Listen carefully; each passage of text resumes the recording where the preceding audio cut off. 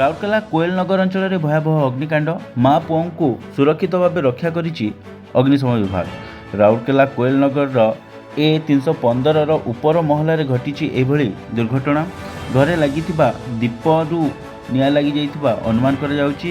ଘରର ପ୍ରାୟ 3 ଲକ୍ଷ ଟଙ୍କାର ଆସବାବପତ୍ର ଜଳି ପାଉଁଶ ହୋଇଯାଇଥିବା ଜଣାପଡ଼ିଛି। ତେବେ ନିଆଁ ଲିଭାଇବାକୁ 6ଟି ଦମକଳ ନିୟୋଜିତ ହୋଇଥିଲା ଏବଂ ପ୍ରାୟ 2 ଘଣ୍ଟା ପରେ ନିଆଁକୁ ଆୟତ୍ତ କରିବାରେ ସଫଳ ହୋଇଥିଲା ଅଗ୍ନିଶମ ବିଭାଗ।